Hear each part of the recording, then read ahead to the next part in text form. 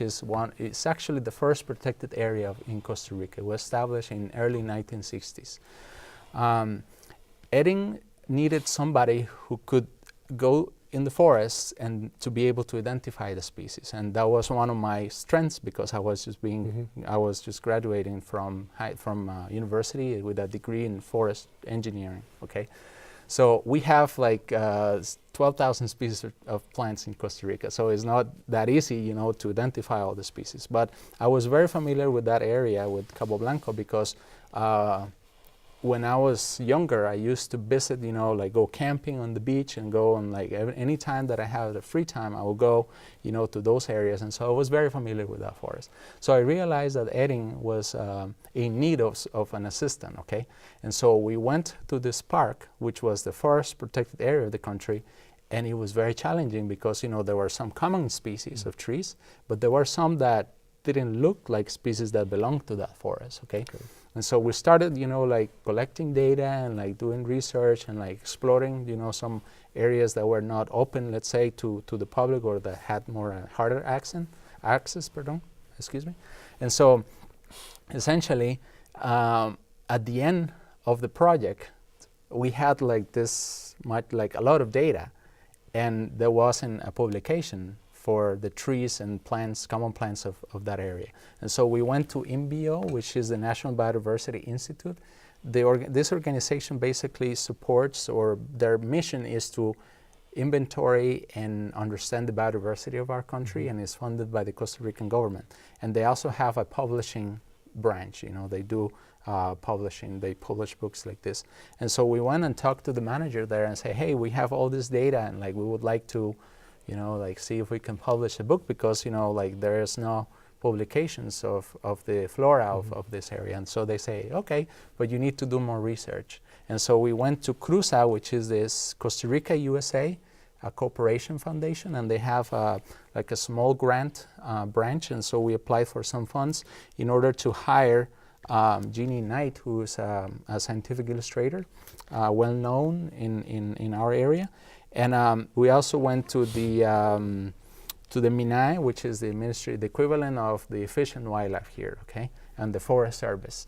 And so they all approved, you know, for us doing this project, and it was, you know, a 4-year project. Like I was in the process of like helping in the construction of the UGA campus in Monteverde, and traveling every month to Cabo Blanco, which is, you know, 4 hours away from Monteverde, like to go and like take pictures and like, you know, define all of the characteristics of all the most common plants that we have in Cabo Blanco. Now we have this publication, and you know, it's one of the, according to the people who work in the park, is one of the most valuable resources for them, because what we ended up finding is that this forest is not just a dry forest, it's a transitional forest. So we find, for example, in areas that are, let's say, very dry, we find dry forests, which is one of the ecosystems that we have in Costa Rica.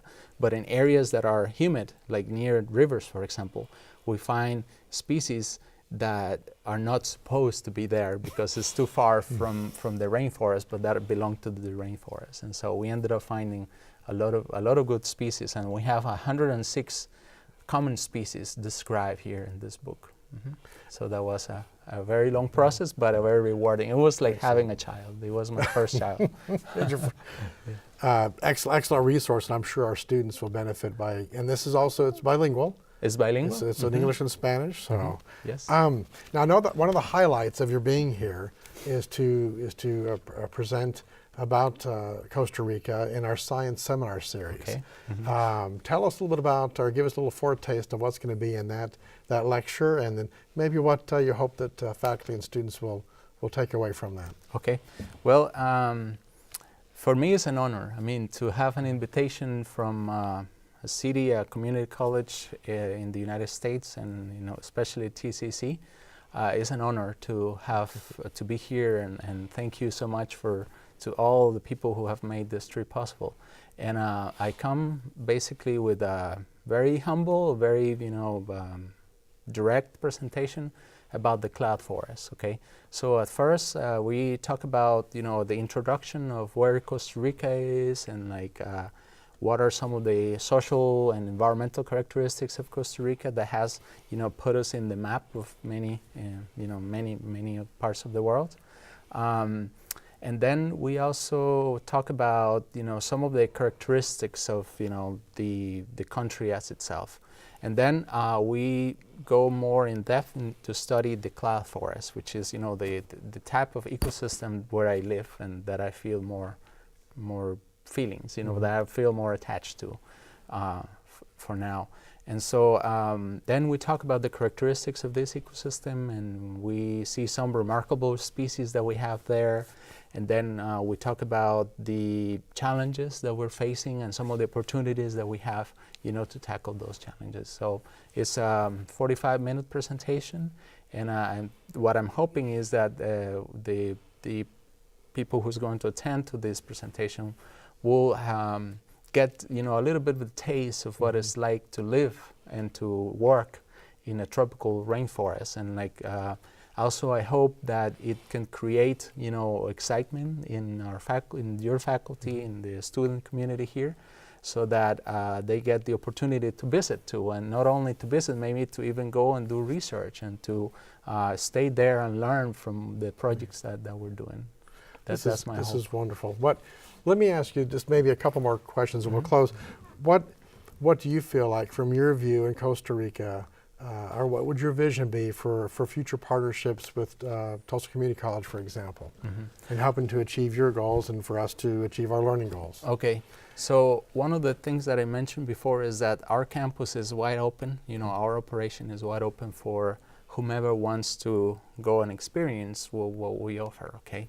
Which is education, research, volunteering opportunities, and then even like further, research, like long-term research projects. And so my hope is that, the most immediate hope is that we can, let's say, make the ties between TCC and UGA-CR more solid, so that we can have, like an exchange of students, in a yearly basis, so that, TCC students can benefit from the huge investment that we've done in Costa Rica, basically to offer educational and research opportunities.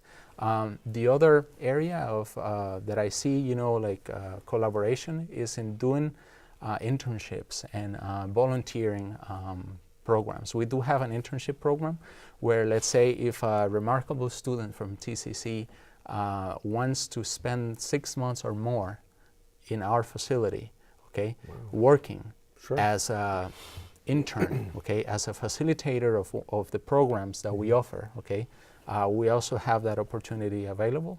Obviously, the student will have to go through a selection process, and like we have an office and a person who is in charge of, selecting the students. We have many applicants, and we have normally 3 to 5 positions open every 6 months. Okay, so that's another area where we can start collaborating. But in reality, we're looking for bilingual students or for students who have at least a basic level of Spanish and who are interested in advancing their education and their experience in the tropics with the tropical environment. So that's another area.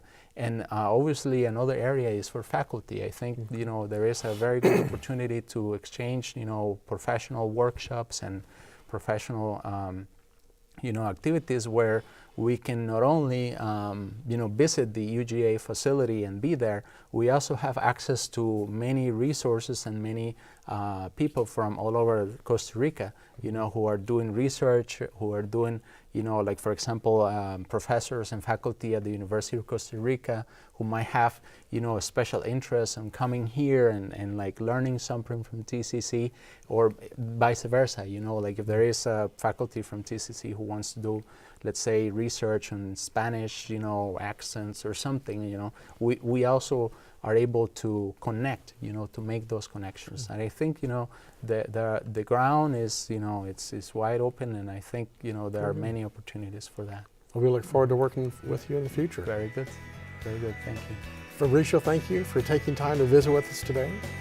Again, you. I'm Doug Price, Dean of Global Education at Tulsa Community College, and we've been visiting with Fabricio Camacho, General Manager at the University of Georgia, Costa Rica campus.